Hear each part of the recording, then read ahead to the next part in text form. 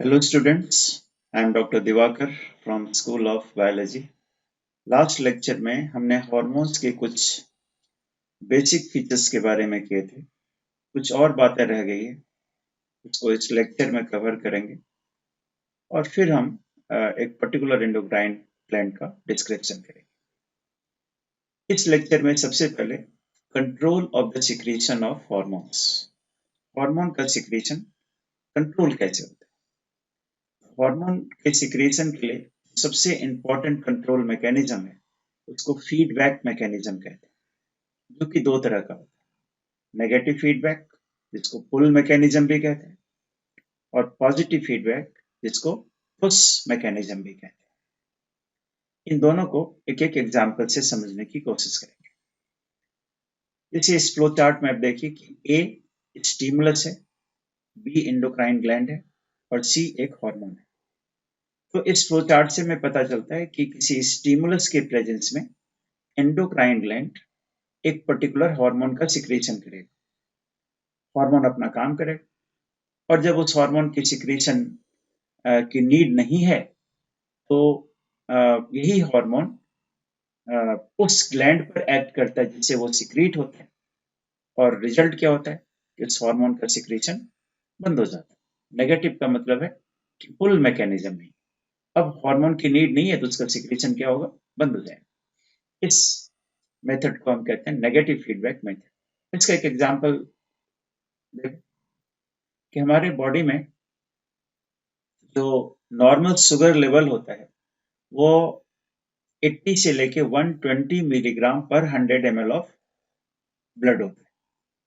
लेकिन वो लेवल बढ़ता कब है, जब हम कार्बोहाइड्रेट रिच डाइट लेते हैं। जब हम खाना खाते हैं कार्बोहाइड्रेट रिच डाइट, तो हमारे ब्लड में शुगर लेवल एलिवेट हो जाता है, और जैसे ही शुगर लेवल एलिवेट होता है नॉर्मल से, तो आइलेट्स ऑफ लैंगरहैंस, जो कि पेंक्रियाज का एंडोक्राइन पार्ट है, उसके बीटा सेल से एक हार्मोन सिक्रीट होता है। उस हार्मोन का नाम है इंसुलिन। इंसुलिन कैसे काम करता है कि इंसुलिन अपने रिसेप्टर के साथ जाके अटैच होगा और ब्लड में जो शुगर लेवल बढ़ा हुआ था वो ब्लड के शुगर लेवल को ब्लड के शुगर को एंटर करा देता है उस टारगेट सेल के अंदर। तो ब्लड में शुगर लेवल क्या होगा, कम हो जाएगा। अब जैसे ही ब्लड में शुगर लेवल नॉर्मल पर रिटर्न होता है, इंसुलिन का फीडबैक होता है और बीटा सेल पर, और इंसुलिन का सिक्रेशन क्या होता है, बंद हो जाता है। इसको हम कहते हैं नेगेटिव फीडबैक।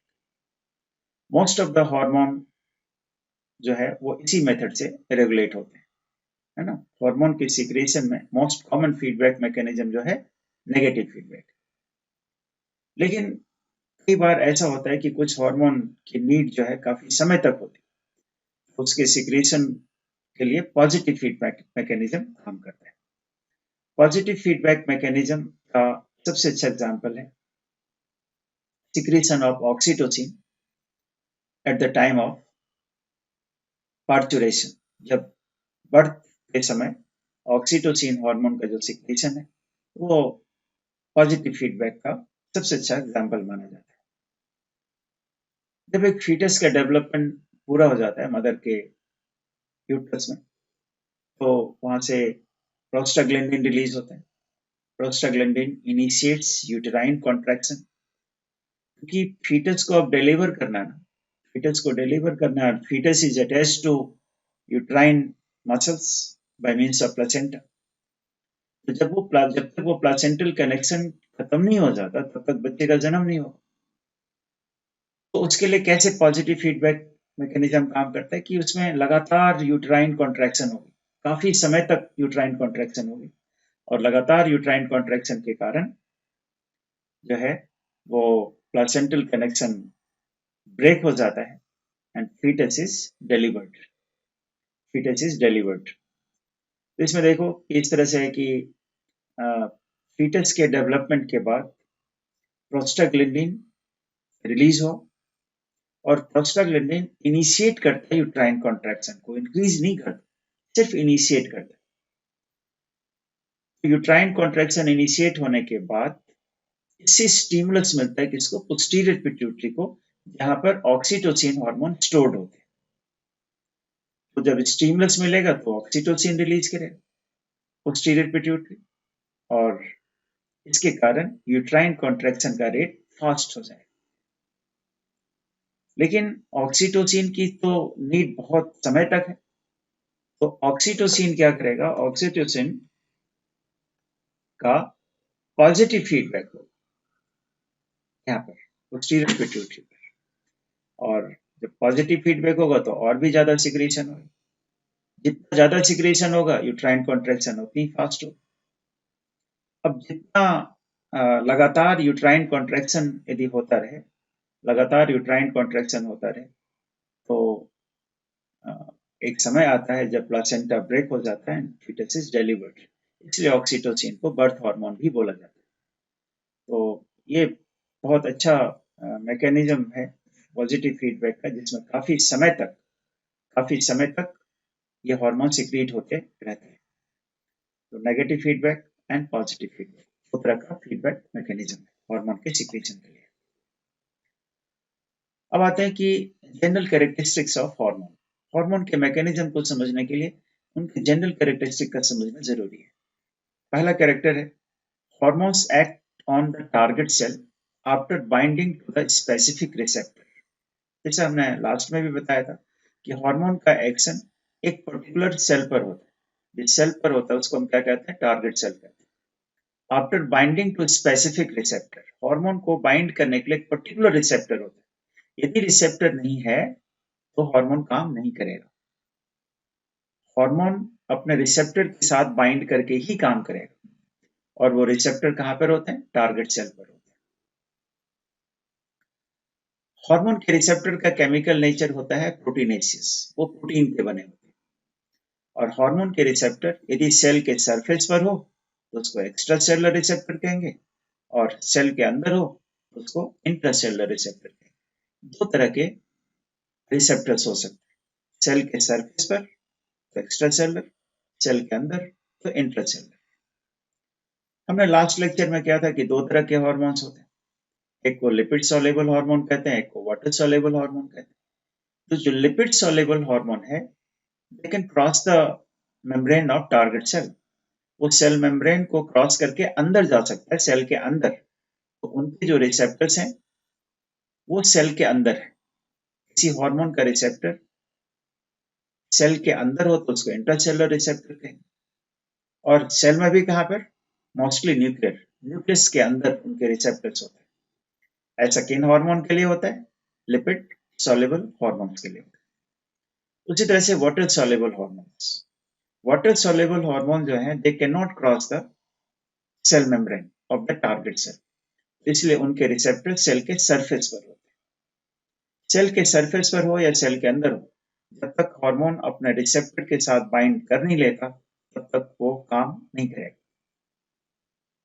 हार्मोन का एक और इंपॉर्टेंट कैरेक्टरिस्टिक फीचर है कि hormones are used up in the reaction, और इस बेसिस पर हम एंजाइम से इसको डिफरेंशिएट भी कर सकते हैं। Enzymes are not used up, hormones are used up in the reaction, and if not used up it is excreted out, urine के साथ वो बाहर आ जाता है। नेक्स्ट है कि हार्मोन्स, एंजाइम और विटामिन में क्या सिमिलैरिटी है। तो सिमिलैरिटी ये है कि इन तीनों को मेटाबॉलिक रेगुलेटर कहते हैं। ये तीनों ही अ, हमारे मेटाबॉलिक प्रोसेस को रेगुलेट करने के लिए जरूरी है, और इनमें किसी का भी एब्सेंस हो तो उसके कारण कोई ना कोई क्या होगा, मेटाबॉलिज्म से रिलेटेड डिसऑर्डर्स हो। हार्मोन्स के कई डिसऑर्डर्स हम करेंगे। हम जानते हैं कि विटामिन की कमी के कारण बहुत तरह के डिसऑर्डर्स हो सकते हैं। उसी तरह से एक पर्टिकुलर एंजाइम यदि मिसिंग है, तो एंजाइम क्योंकि मेटाबॉलिक रिएक्शन को गार्ड करता है, तो एंजाइम के एब्सेंस होने के कारण एक पर्टिकुलर मेटाबॉलिक रिएक्शन क्या होगा, स्टॉप हो जाएगा। उसी तरह से हम देखेंगे कि अंडर सिक्रीशन हार्मोन का होता है, उसके कारण कई तरह के डिसऑर्डर्स। तो the what is common between hormones, enzyme and vitamins, they are metabolic regulator.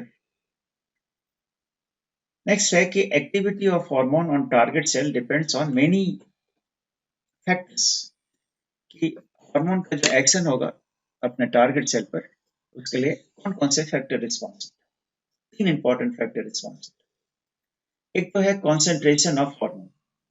Hormone का कॉन्सेंट्रेशन कम है तो एक्शन भी कम होगा, क्योंकि हार्मोन अपने टारगेट के साथ बाइंड करता है तो फंक्शन करता है। यदि कॉन्सेंट्रेशन ही कम है तो हार्मोन की कमी के कारण वो फंक्शन जो हार्मोन करता था वो कम होगा।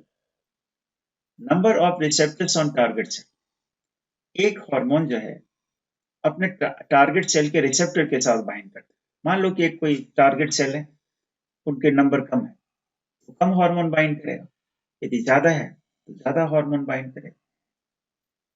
तीसरा है action of other hormones on the same target. एक ही टारगेट सेल पर एक से ज्यादा हार्मोन का एक्शन होता है। एक ही, जैसे ओवरी है, उस पर एफएसएच भी एक्ट करता है, उस पर एलएच भी एक्ट करता है। जरूरी नहीं है कि एक ऑर्गन पर एक ही हार्मोन काम करे, सबके रिसेप्टर्स अलग अलग होते हैं। अब मान लो कि कोई एक टारगेट सेल है और उस पर टारगेट सेल पर दो हार्मोन के रिसेप्टर है, दो हार्मोन्स के रिसेप्टर हैं।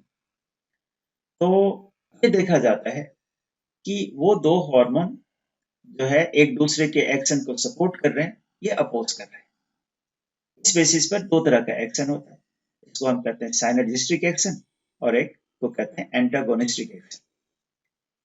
एक टारगेट सेल पर दो हार्मोन के रिसेप्टर हैं, एक का एक्शन दूसरे के एक्शन को यदि सपोर्ट करता है तो इस एक्शन को हम साइनर्जिस्टिक एक्शन कहते हैं, और अपोज करता है तो उसको एंटागोनिस्टिक एक्शन कहते हैं। साइनर्जिस्टिक एक्शन का बहुत अच्छा एग्जांपल है prolactin and oxytocin on mammary gland. Prolactin hormone जो है वो मिल्क के सिंथेसिस को इंड्यूस करता है, लेकिन मैमरी ग्लैंड से मिल्क इजेक्ट होगा वो ऑक्सीटोसिन के कारण।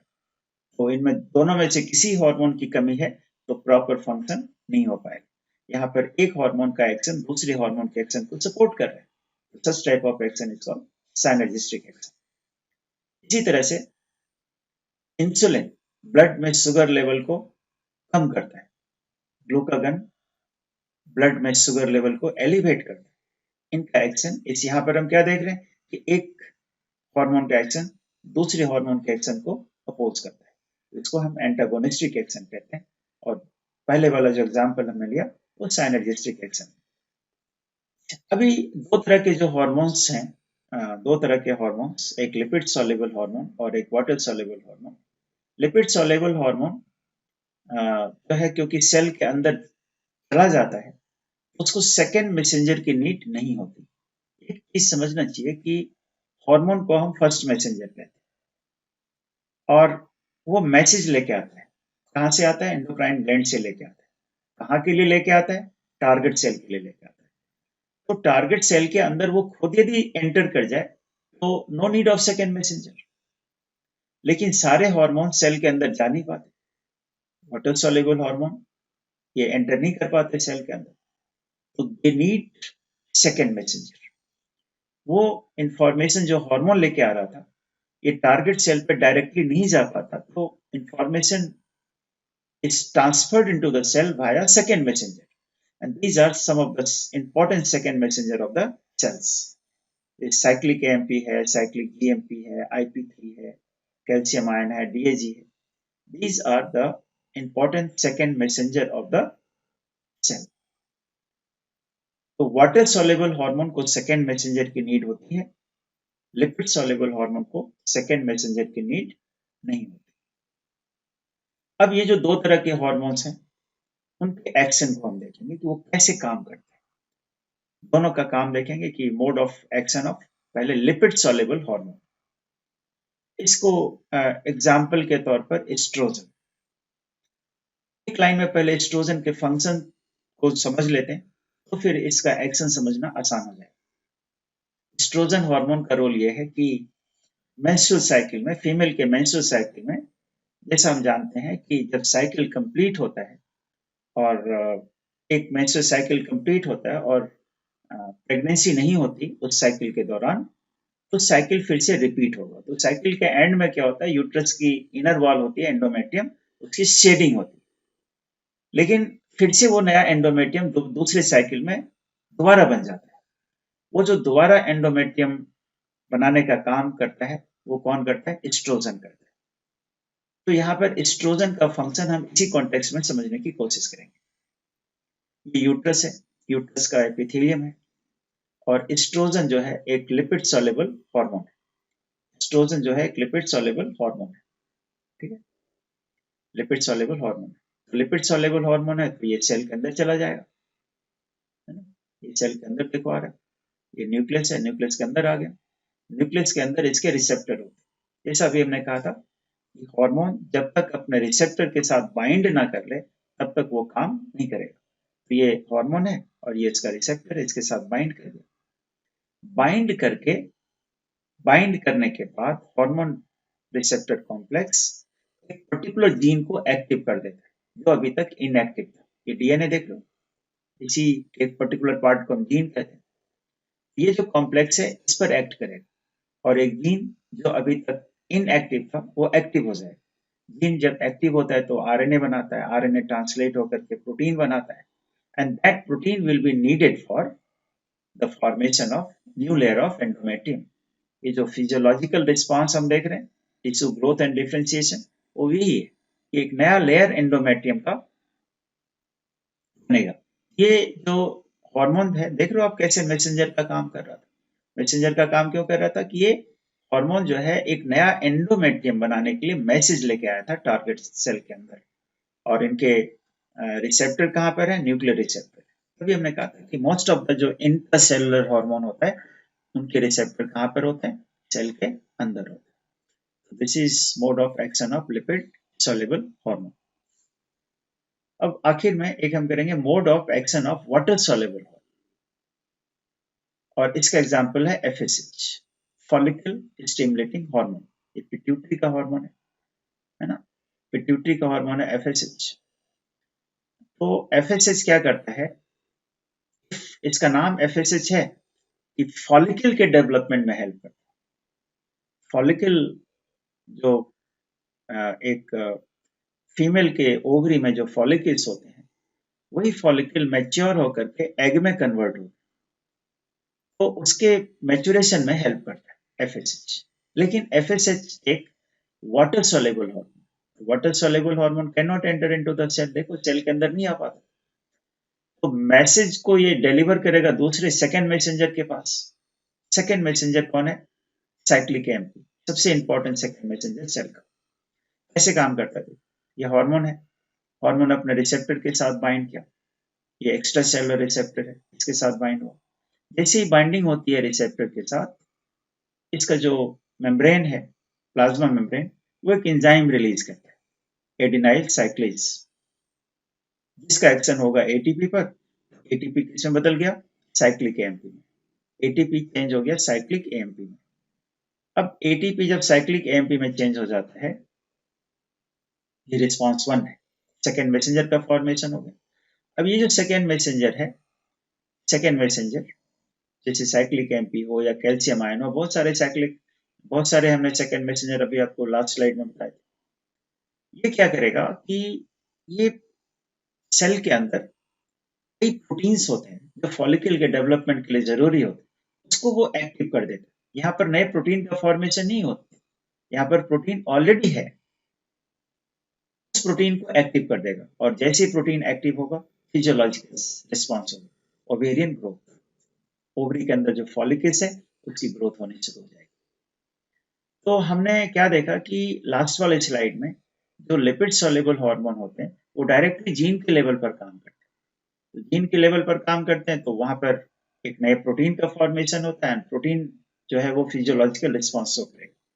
यहाँ पर प्रोटीन ऑलरेडी बने हुए हैं, उसको एक्टिवेट करने की जरूरत है, और एक्टिवेटर का काम कौन करता है? Second messenger, cyclic AMP, calcium ion, ये सब सेकेंड मैसेंजर है जो फिजियोलॉजिकल रिस्पॉन्स शो करता है।